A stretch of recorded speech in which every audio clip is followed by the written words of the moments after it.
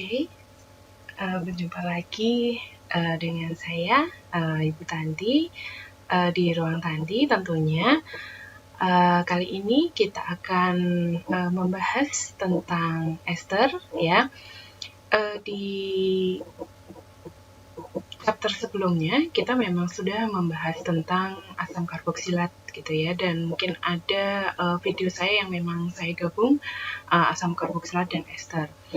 Tapi kali ini kita akan menjelaskan ya, kita akan membahas tentang ester itu sendiri, gitu ya.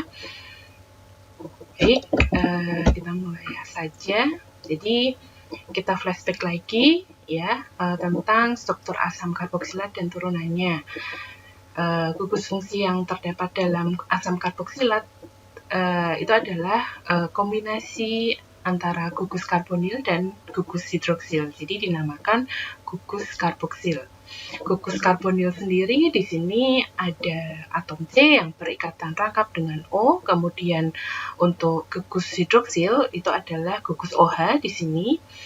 Dan di gugus karboksil merupakan gabungan dari gugus-gugus itu semua. Jadi ada bagian karbonilnya dan ada bagian hidroksilnya.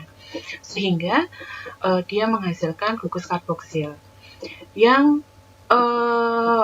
tentunya dia harusnya memiliki sifat yang mirip kayak keduanya gitu ya, karbonil maupun hidroksil. Tapi ternyata gugus karboksil ini dia memiliki sifat tersendiri. Jadi dia memiliki sifat yang tidak seperti aldehid dan keton yang mempunyai gugus karbonil dan alkohol yang mempunyai gugus hidroksil begitu. Nah, kemudian untuk ester sendiri dia mempunyai struktur seperti ini gitu ya. Ini ester, kemudian ini adalah asam karboksilat. Ester ini adalah turunan dari asam karboksilat yang mempunyai gugus alkoksi dan bukan gugus hidroksil. Jadi kalau dijabarkan ya, asam karboksilat dia punya gugus karbonil di sini, C-nya bertangan 4, berikatan ganda dengan O, kemudian dengan alkil, kemudian dengan gugus hidroksil gitu ya. Nah, namun kalau ester itu hampir mirip seperti asam karboksilat, tapi gugus hidroksilnya di sini dia berikatan, O-nya ini berikatan dengan alkil satu lagi ya, baik alkil ataupun aromatik ataupun sikloalkil gitu ya. Itu yang berikatan dengan oksigen di sini. Jadi alkil yang baru ini menggantikan atom H yang berada di asam karboksilat gitu ya. Jadi inilah struktur dari ester gitu. Kemudian tadi kita sudah melihat struktur dari ester seperti apa. Kok dia punya struktur seperti itu? Karena ester sendiri itu dia dibuat melalui reaksi kondensasi yang melibatkan asam karboksilat dan alkohol. Jadi dia disebutnya reaksi estrifikasi gitu ya. Jadi reaksi pembentukan ester. Nah, reaksi estrifikasi sendiri pastinya membutuhkan asam karboksilat di situ dan alkohol gitu sebagai bahan baku. Nah, kenapa kok dia punya ester itu punya struktur yang seperti asam karboksilat ya? Karena berasal dari asam karboksilat. Tetapi di sini di reaksi estrifikasi dia H yang OH yang ada di dalam asam karboksilat ya, di gugus asam karboksilatnya, dan atom H yang berada di alkohol ini bergabung menjadi air ya, dan gugus gugus alkoksinya ini bergabung ke dalam gugus karbonil sehingga menghasilkan satu ester gitu. Nah, reaksi ini didorong oleh adanya alkohol yang berlebih. Jadi memang jika kita ingin mengadakan atau mereaksikan mengadakan satu reaksi esterifikasi, itu kita memerlukan alkohol yang ekses. Jadi alkohol yang dengan jumlah yang berlebihan gitu ya. Ini merupakan prinsip dari Le Chatelier. Kemudian ester ini terdiri dari bagian asam dan bagian alkoholnya, ya, karena memang ester sendiri terbuat dari asam karboksilat dan alkohol. Jadi strukturnya itu ada yang porsi dari asam karboksilat, kemudian ada yang porsi dari alkoholnya. Asam karboksilat itu dia menyumbang gugus karbonilnya, ya, dan untuk alkoholnya dia menyumbang gugus alkoksinya, gitu, ya. Nah, untuk ether siklik sendiri ini disebut lakton, gitu ya. Dan ini dibuat dari asam hidroksi, jadi dia memiliki gugus hidroksil dan gugus karboksil dalam reaksi esterifikasi intramolekuler. Jadi di sini contohnya ini ada gamma hidroksipropionik acid, gitu ya. Ini dia mempunyai 2 OH di sini, ya. Dia memiliki gugus hidroksil dan gugus karboksil juga, ya. Seperti yang kita bahas minggu lalu di chapter asam karboksilat, ya. Di situ ada asam hidroksi, ya. Nah, di sini dia bisa membentuk siklis, ya, yaitu lakton. Jadi dia membentuk ester yang siklik seperti itu, ya. Nah, ini ada beberapa contoh dari ester yang terbentuk dari asam karboksilat dan alkohol, gitu ya. Nah, reaksi esterifikasi sendiri ini adalah merupakan reaksi yang reversibel, ya, jadi bolak-balik gitu. Jadi memang tinggal besar mana energinya untuk mendorong ke arah ester, ya, sebagai produk, atau sebaliknya balik lagi ke asam karboksilat dan alkoholnya, gitu ya. Dan ini merupakan beberapa contoh reaksi esterifikasi, gitu ya.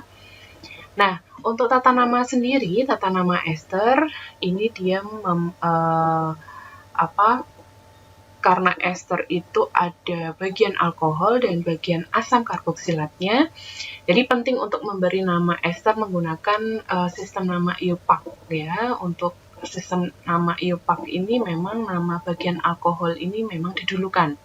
Jadi sebutkan bagian alkil dari alkoholnya, ya. Misalkan untuk ester yang ditunjukkan di bawah ini, bagian pertama nama esternya ini adalah metil, gitu ya, yang diturunkan dari alkoholnya metanol, gitu ya.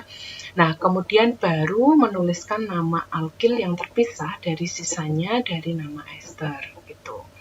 Kemudian bagian asam karboksilatnya ini diberi nama seolah-olah telah terdeprotonasi, mengubah bagian asam at ini menjadi at, seperti itu. Jadi hanya menyebutkan nama alkananya diubah jadi at aja, gitu ya. Jadi tanpa menyebut asamnya, gitu. Sehingga untuk contoh kali ini ada metil propanoat, ya. Ini diturunkan dari metanol dan asam propanoat, seperti itu, ya.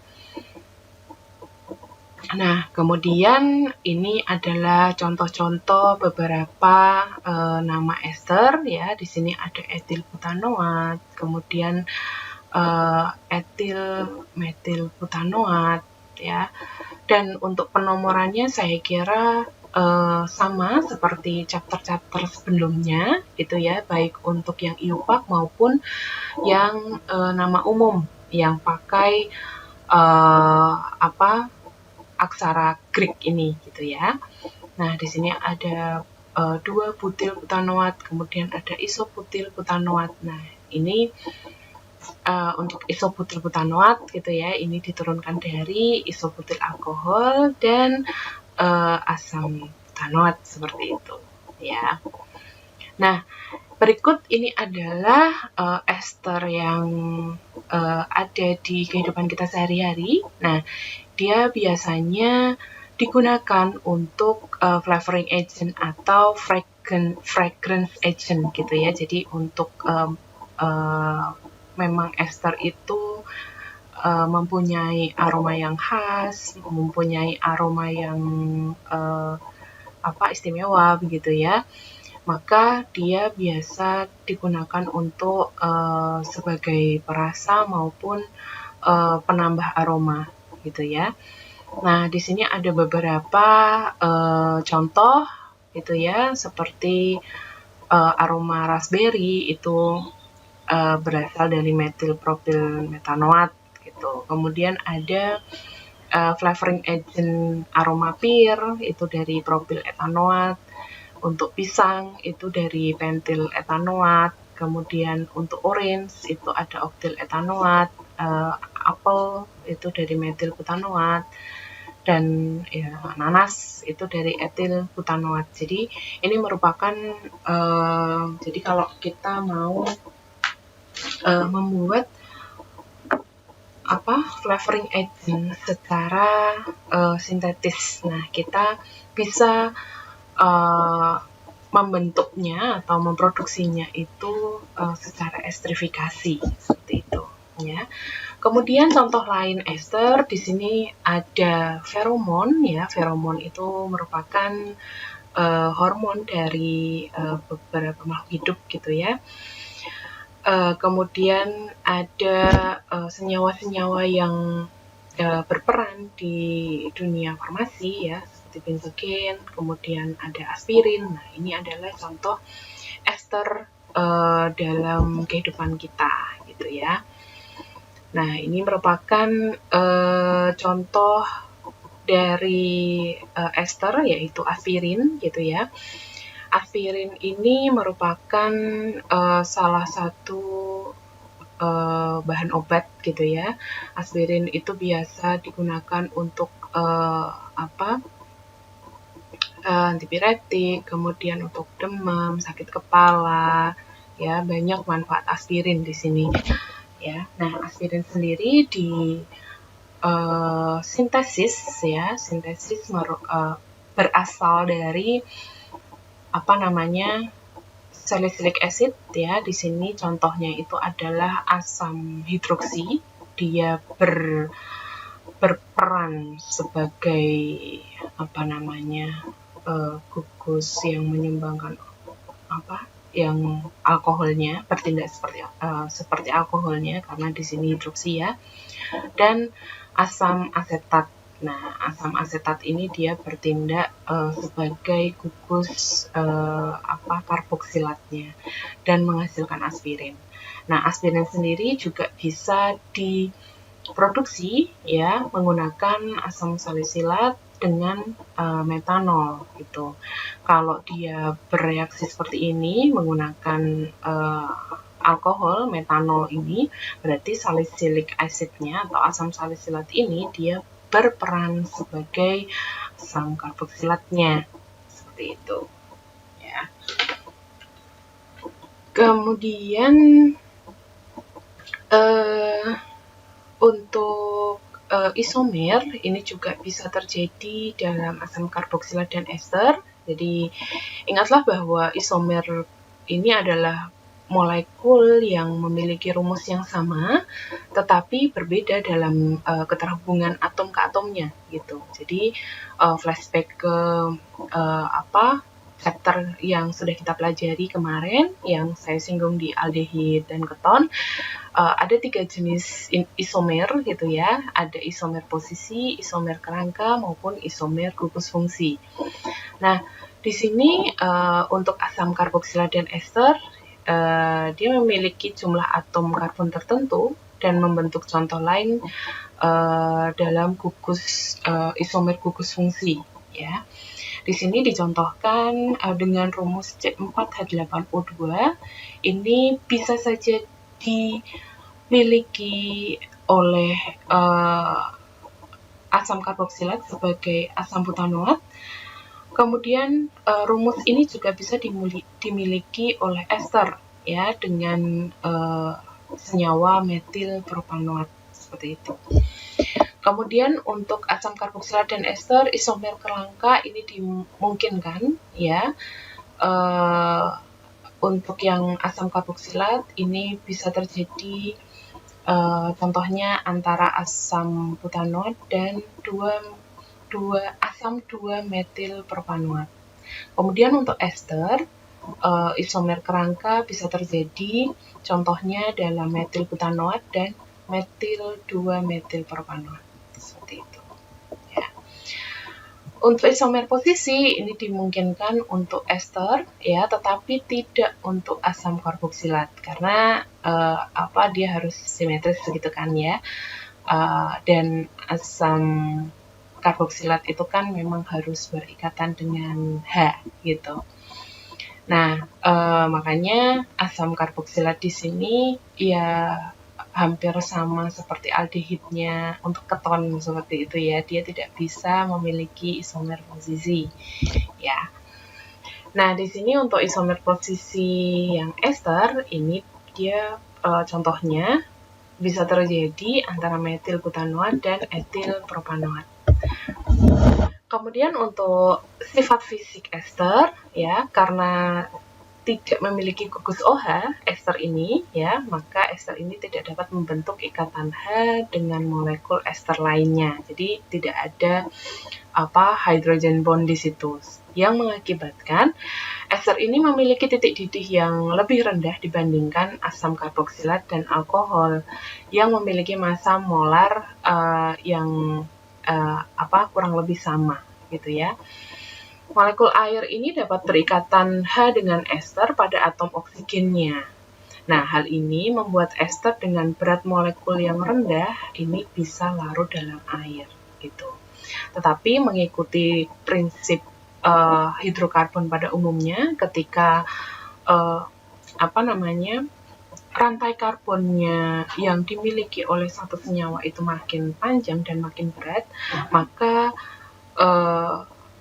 daya larut dalam airnya juga semakin berkurang, seperti itu, ya. Kemudian kita akan bahas tentang reaksi kimia ester, ya. Ester bisa mengalami reaksi hidrolisis, gitu, ya. Nah, hidrolisis ini adalah kebalikan dari esterifikasi. Makanya tadi esterifikasi itu merupakan reaksi yang reversibel gitu. Jadi dia bolak-balik bisa gitu, ya. Nah, hidrolisis ester ini dilakukan dengan mereaksikan air dengan ester dengan adanya katalis asam gitu, ya. Karena tadi ketika kita mereaksikan alkohol dan asam karboksilat, ya, di dalam proses esterifikasi itu dihasilkan ester dan air. Nah, ini ketika ester dan air itu dia bereaksi di kondisi operasi yang memenuhi, dia akan kembali lagi ke asalnya, yaitu alkohol dan asam karboksilatnya, seperti itu. Nah, contohnya di sini metil propanoat itu bisa dihidrolisis menjadi metanol dan asam propanoat, seperti itu, ya. Kemudian selain hidrolisis, ester juga bisa mengalami reaksi saponifikasi, ya, atau ya kita kenal dengan reaksi penyabunan, gitu, ya, pembentukan sabun. Jadi reaksi hidrolisis lainnya, tetapi kali ini dalam kondisi yang basah. Jadi kalau tadi hidrolisis itu dia dalam keadaan asam, kalau ini dia dalam keadaan yang basah, ya. Asam karboksilat dan garam asamnya ini diproduksi di sini. Jadi di sini yang dihasilkan nanti itu adalah alkohol dan garam karboksilat gitu. Karena di sini dia bereaksi dengan basa, begitu kan? Nanti dibuka lagi di chapter asam karboksilat yang bagian yang garam itu kan ketika kita mereaksikan dengan basa dia akan menghasilkan asam karboksilat dalam bentuk garamnya seperti itu ya. Ini contohnya 2 propil propanoat ini akan menghasilkan jika kita saponifikasi dia akan menghasilkan 2 propanol dan sodium propanoat. Nah, untuk garamnya ini tergantung dari basa yang kita gunakan ya. Baik mungkin bisa NaOH atau KOH gitu ya. Nah, ini mempengaruhi garam yang akan dihasilkan pada reaksi ini gitu. Nah, kemudian di dalam ester pun juga ada analog belerang dari ester. Jadi pada bab sebelumnya kita melihat analog sulfur dari alkohol, eter, aldehid, dan keton gitu ya. Nah, ternyata ester pun juga dikenal sebagai analog belerang, itu kita sebut thioester gitu ya. Nah, thioester di sini S-nya itu bisa menggantikan O dari alkoholnya gitu ya. Nah, thioester ini dibuat melalui reaksi kondensasi yang melibatkan asam karboksilat dan thiol. Jadi thiol itu merupakan analog sulfur dari alkohol gitu ya. Dapat dilihat di sini bahwa di situ harusnya reaksi esterifikasi harusnya dengan alkohol, tetapi O dari alkohol tersebut digantikan dengan sulfur yang dinamakan thiol seperti itu. Nah, thioester seperti ester dia memiliki titik didih yang relatif rendah ya jika dibandingkan dengan alkohol dan asam karboksilatnya, dan dapat ditemukan dalam makanan sebagai perasa gitu ya. Di sini contohnya metil thiobutanoat.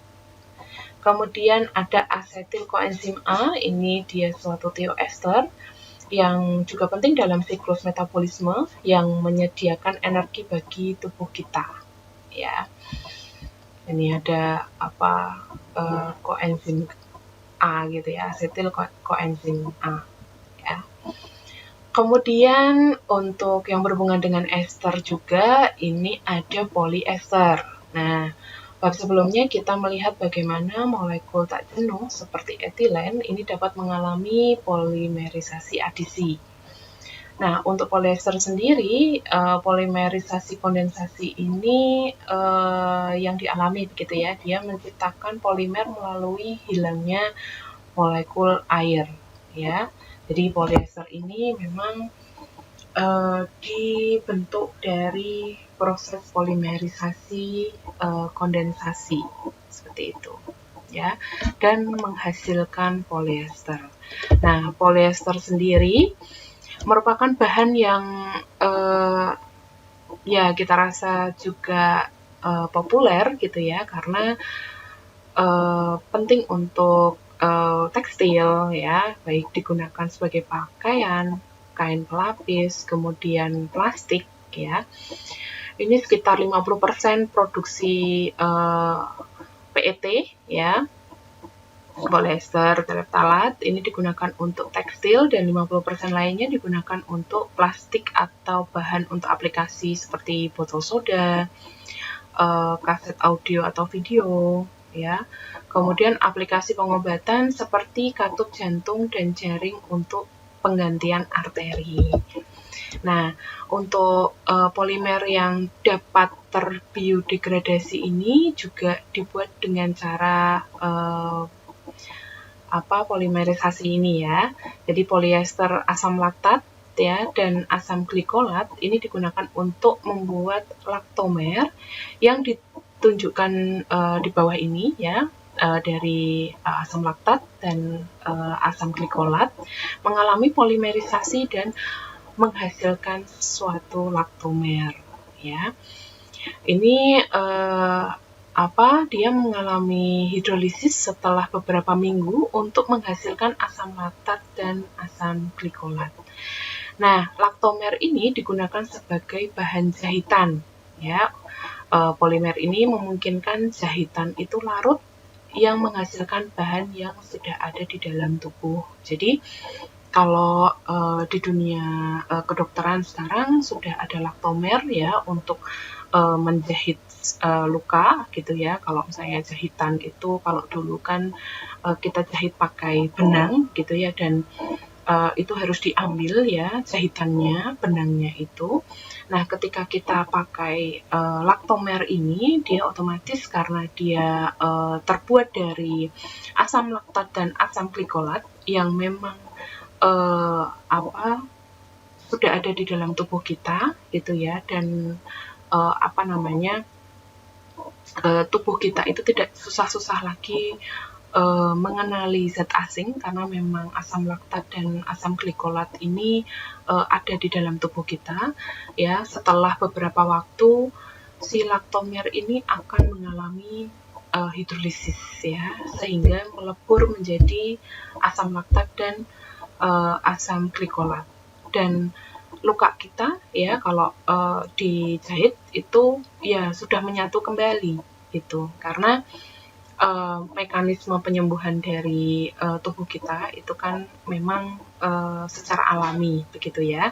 Tetapi untuk jahitan ini kita memang butuh bantuan jahitan gitu, ya, untuk menyatukan jaringan kulit yang luka seperti itu. Tapi ketika itu sudah menyatu, ya, terbentuk kulit baru dan sebagainya, jaringan baru, nah, laktomer ini dia akan larut dengan sendirinya, sehingga sudah tidak perlu mengambil benang jahitan lagi setelah dilakukannya operasi seperti itu. Nah, itu adalah aplikasi dari polyester gitu, ya, di bidang kedokteran gitu, ya.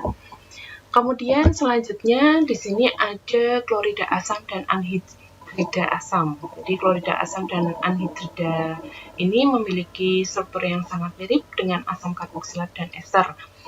Keduanya ini mampu dihidrolisis menghasilkan asam karboksilat, ya. Jadi di sini kalau asam karboksilat, ya, itu mempunyai struktur seperti ini, ya. Di sini ada karbonil dan hidroksilnya, tetapi untuk asam klorida asam, ya, ini gugus OH ini digantikan oleh kloridanya di sini, ya. Kemudian untuk bentuk asid anhidrit, ya, asid anhidrit ini dia seperti asam karboksilat, tetapi dia bergabung dengan kehilangan satu molekul air seperti itu, ya. Nah, klorida asam ini bisa dihasilkan oleh reaksi asam karboksilat dengan klorida anorganik, ya. Kita bisa menggunakan PCl3, PCl5 atau FOCl2, ya, dan menghasilkan klorida asam seperti itu, ya. Klorida asam ini diberi nama sebagai berikut. Yang pertama, sebagai asam karboksilat, kita bisa menghilangkan asam at, ya, dan menambahkan klorida biasa, kata-kata klorida biasa, ya. Seperti ini propanoil klorid, ya. Dan ini 3-metil butanol klorid. Nah, seperti itu, ya, untuk tata nama klorida asam, ya.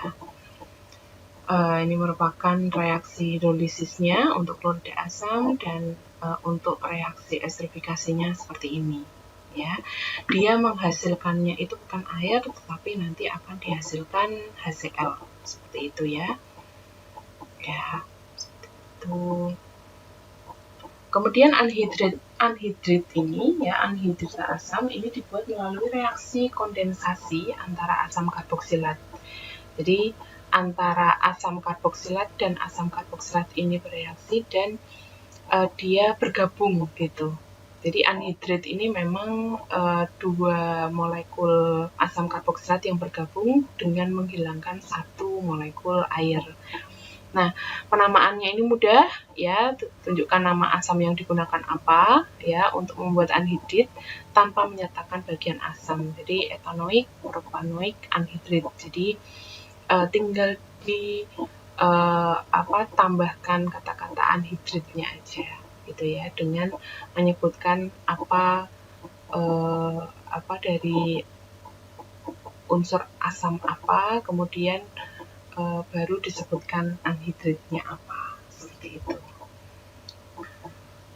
Kemudian asam karboksilat ini dia memiliki gugus asil ya. Asil ini yang karbonil dan bergabung dengan alkil ini disebut asil. Reaksi transfer asil ini terjadi selama sintesis protein. Ya, reaksi tersebut melibatkan pembentukan ikatan baru, gugus asil dan fragmen molekul lainnya.